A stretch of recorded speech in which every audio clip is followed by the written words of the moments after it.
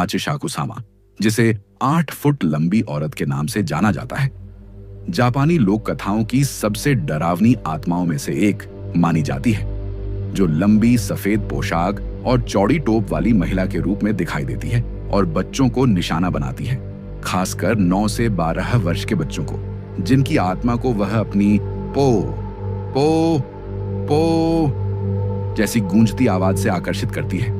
इस कहानी में एक 10 साल का लड़का कोइची अपनी गर्मी की छुट्टियों में टोक्यो से दूर स्थित अपने दादा दादी के गांव जाता है, जहां सब कुछ शांत और पारंपरिक लगता है। लेकिन एक दिन वह घर के पीछे बगीचे में खेलते हुए एक लंबी सफेद पोशाक वाली औरत को देखता है, जो दूर से उसे घूर रही थी और धीरे धीरे उसकी ओर बढ़ रही थी। हालांकि वह पल भर में गायब हो जाती है, लेकिन उसी रात उसे एक अजीब सपना आता है, जिसमें वही महिला उसकी खिड़की के बाहर खड़ी होकर बार बार उसी डरावनी पो पो पो की आवाज में उसका नाम पुकार रही होती है। घबराकर जब वह अपने दादा दादी को बताता है, तो उनके चेहरे का रंग फीका पड़ जाता है और वे तुरंत स्थानीय पुजारी को बुलाते हैं, जो पुष्टि करता है कि कोइची की आत्मा अब हाचिशाकुसामा के निशाने पर है, और अगर अगले 7 दिनों तक उसकी आत्मा को शुद्ध रूप से सुरक्षित न रखा गया, तो वह उसकी जान ले लेगी। इसके बाद उसे घर के ऊपरी कमरे में बंद कर दिया जाता है, जहां चारों ओर नमक की लकीरें और ताबीज लगाए जाते हैं, और उसे सख्त हिदायत दी जाती है कि वह किसी की आवाज का जवाब न दे, चाहे वह उसकी माँ, दादी या कोई भी हो।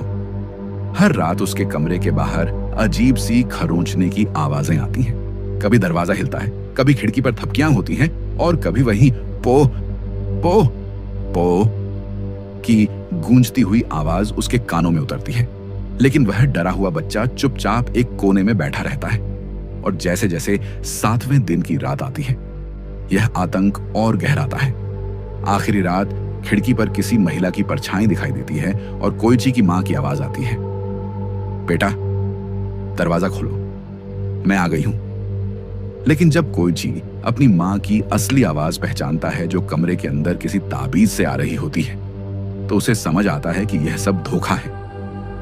आखिरकार पुजारी और उसके परिवार वाले एक पवित्र वाहन में उसे गांव से दूर एक सुरक्षित स्थान तक ले जाते हैं। पर जाते समय वह पीछे मुड़कर देखता है तो हाचिशाकुसामा एक सूखे पेड़ के नीचे खड़ी होती है।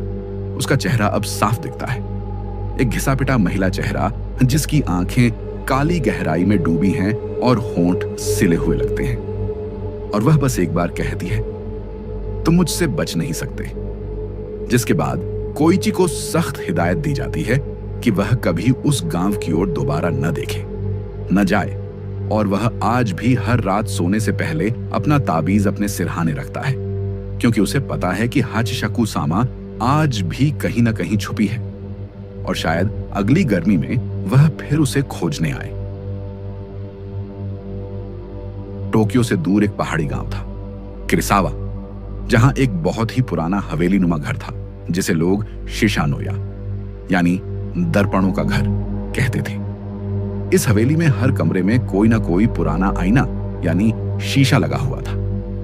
गांव वालों का कहना था कि ये सारे शीशे अभिशप्त हैं। माना जाता था कि इन शीशों में ओनी यानी एक दानव कैद है, जो अपनी असली शक्ल कभी नहीं दिखाता, बल्कि हर किसी को वही चेहरा दिखाता है जिससे वह सबसे ज्यादा डरता है। कहानी शुरू होती है 23 साल की एक लड़की मीको से, जो एक शहरी फोटोग्राफर थी और जापानी लोक कथाओं पर काम कर रही थी। वह अकेली किरिसावा गांव पहुंची, जहां उसने लोगों से शिशानोया के बारे में सुना और वहां एक रात बिताने का फैसला किया, ताकि वो वहां के आईनों की तस्वीरें ले सके। गांव वाले उसे मना करते रहे, पर मीको ने सबको अंधविश्वासी कहकर हंस दिया। रात को वह हवेली में दाखिल हुई। शुरू में सब शांत था, पर जैसे जैसे वह कमरे बदलती गई, उसे हर आईने में कुछ अजीब सा दिखने लगा। उसके पीछे कोई परछाई नजर आती, जो पलटने पर गायब हो जाती। एक आईने में उसे अपनी मां की लाश नजर आई, तो दूसरे में खुद को जलते हुए देखा। हर शीशा मानो उसकी सबसे बड़ी भय को जिंदा कर रहा था। फिर वह पहुंची हवेली के सबसे आखिरी कमरे में, एक बंद तहखाना, जिसके भीतर सबसे पुराना, सबसे बड़ा और सबसे काला आईना था। मीको जैसे ही उस आईने के पास गई, आईना धुंधला होने लगा और उसमें से एक साया बाहर निकला। वह काले कपड़ों में बिना चेहरा लिए खड़ा था, बस 2 लाल आंखें और लंबी काली उंगलियां। तभी वह आईना बोल पड़ा, जो मुझे देखेगा वही मैं बन जाऊंगा। मीको चीख पड़ी, लेकिन उसकी आवाज दीवारों में समा गई। अगली सुबह गांव वाले हवेली के बाहर जमा हुए, पर मीको का कोई नामो निशान नहीं था। मगर हवेली के सबसे बड़े आईने में अब एक नया अक्स दिखता था, मीको का चेहरा। मगर उसकी आंखें अब लाल थीं और वह धीरे धीरे मुस्कुरा रही थी। अब वो खुद आईना नो ओनी बन चुकी थी। गांव वालों का कहना है कि अगर आप उस हवेली के पास से रात को गुजरें और किसी शीशे में झांक लें तो आपको अपनी सबसे बड़ी डर की झलक मिल सकती है। और अगर आप मुस्कुराते हुए खुद को देखें तो समझ जाइए, अब आप वही हो गए। नमस्कार दोस्तों, आप सभी का स्वागत है द लास्ट पेज पर।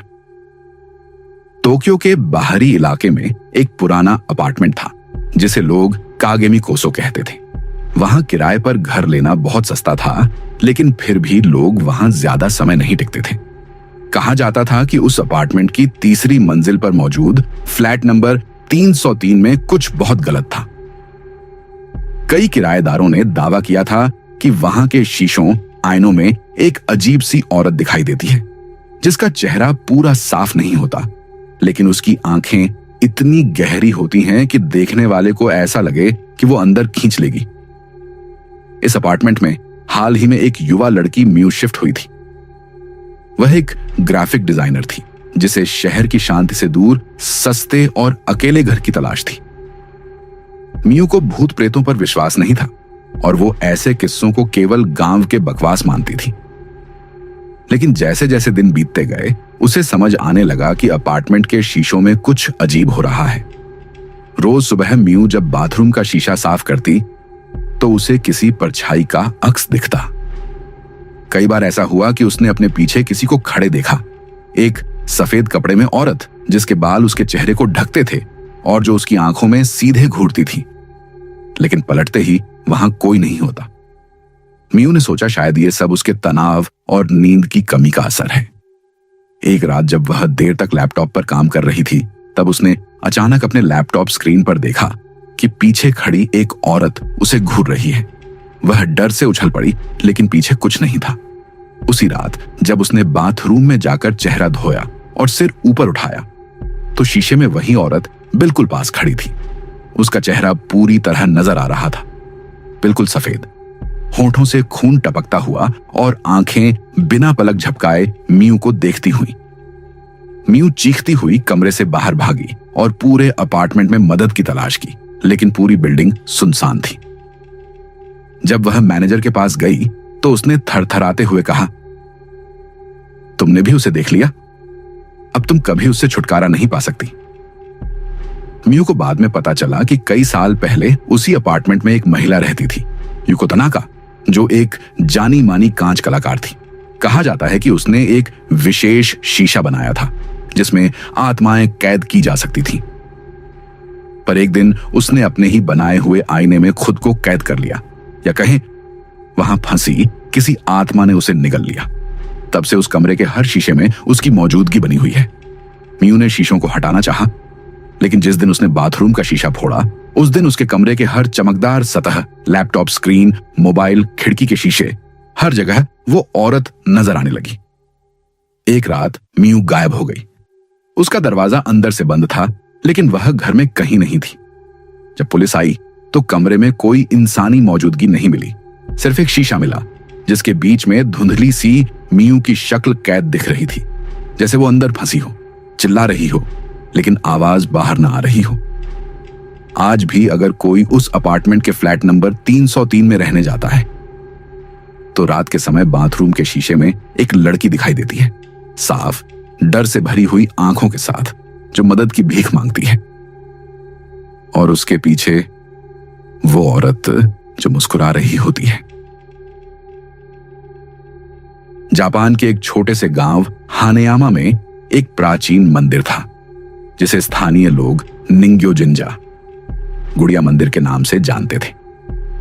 मंदिर के अंदर एक सफेद कपड़ों में लिपटी लकड़ी की गुड़िया रखी थी, जिसके बारे में कहा जाता था कि उसमें एक मृत लड़की की आत्मा कैद है।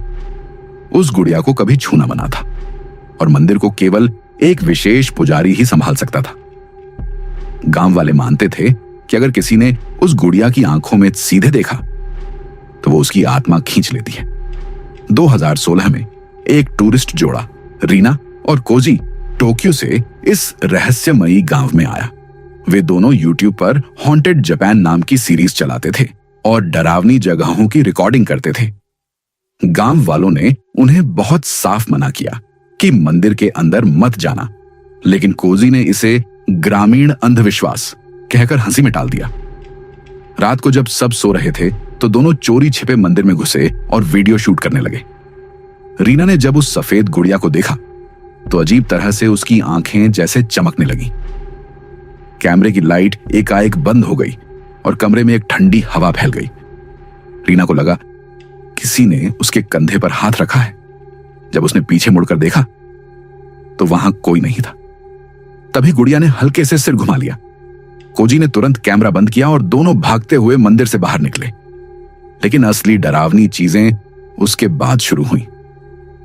अगली सुबह से रीना ने बोलना बंद कर दिया। उसकी आंखें हर समय चौड़ी खुली रहती थीं और वह शीशे में खुद को घूरती रहती थी, मानो किसी और की छवि देख रही हो। कोजी ने जब वीडियो को चेक किया तो पाया कि क्लिप्स में बार बार एक परछाई नजर आती है। गुड़िया के पीछे खड़ी एक लंबी सफेद साया जिसकी आंखें खून की तरह लाल थीं। कुछ दिनों बाद कोजी भी अचानक गायब हो गया। उसकी लाश एक पुराने कुएं में मिली जिसकी आंखें फटी हुई थीं और शरीर पर खरोंचों के निशान थे, जैसे किसी नुकीली चीज से उसे काटा गया हो। रीना को अस्पताल में भर्ती कराया गया, लेकिन डॉक्टरों ने उसे मानसिक रूप से खोया हुआ घोषित किया। जब नर्स ने उसे पानी देने के लिए शीशा दिखाया तो रीना जोर से चीख पड़ी, क्योंकि शीशे में उसका चेहरा नहीं बल्कि उस सफेद गुड़िया का अक्स था।